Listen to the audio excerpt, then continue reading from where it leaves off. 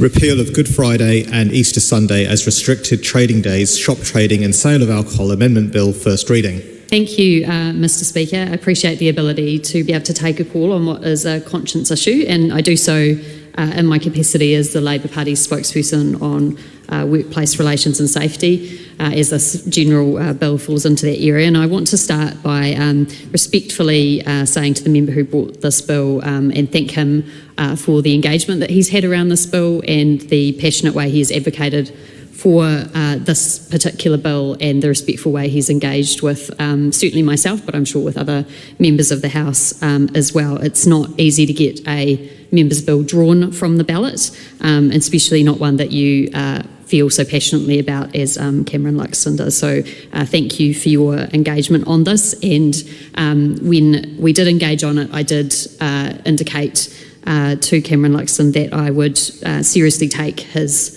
advocacy into account, and I have done. Unfortunately for the member, it's not a bill that we will be supporting in this instance, and I want to take the time out of respect to go through some of the reasons why that is.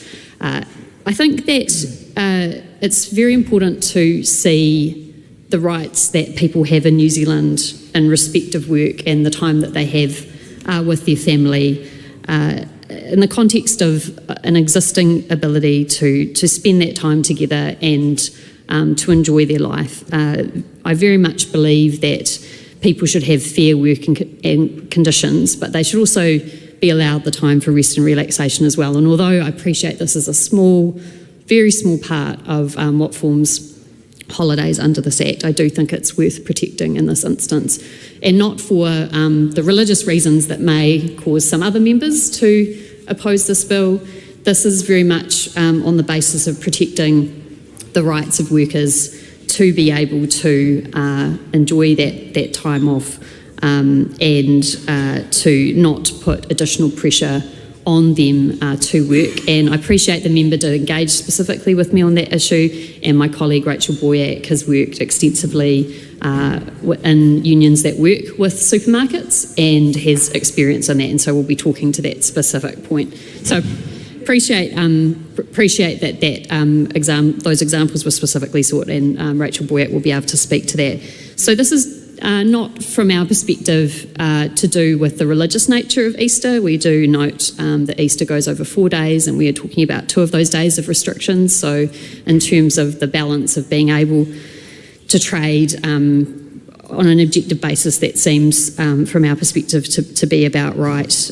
Personally, I come from a family that has been religious in the past. I'm not religious myself. My objection to this is not on the basis of wanting to practice my own religion on those days, although I would note that many secular families do celebrate Easter and do celebrate other religious holidays as tradition as well, and those traditions can be held very dear despite the lack of religious adherence to it.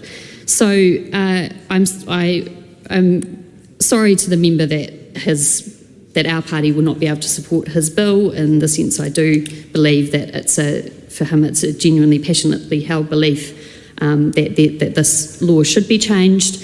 But for us also, it was in the context of looking at the other measures that have been brought in, not by the member himself, but by members of his party, that in our view do take away from the rights of workers. And quite ironically, I suppose, in the very week or fortnight that this bill was coming up for hearing, we have heard the Minister from the Members' Party talk about a review of the Holidays Act, and I have not heard, and I would like to hear assurances from the Minister that that won't result in a loss of entitlements for people. And I think that's essentially the main grain of our opposition to this bill, is we don't want to see further rights of workers go backwards. We do know that this is a small discrete area, but we do not think the flexibility of businesses are so significantly curtailed by these existing restrictions that this needs to be changed at this stage. And it is, I think, relevant, Mr. Speaker, to look at the wider context of what is happening at the moment. And we have even seen yesterday the minimum wage be raised or be set at the smallest amount since the 1990s. So this is not a government that is, in our view, delivering for workers, and it's in that context that we also don't want to see any rollback further of the rights that workers enjoy to their time off with their family. And I think we're all thinking about time off with our families as we get ready for the holiday break now, and how precious that is to us. And so although this is a small part of that, for us it is something small that we're willing to fight for, and that is the basis of the Labour Party's opposition to this bill. Thank you, Mr. Speaker.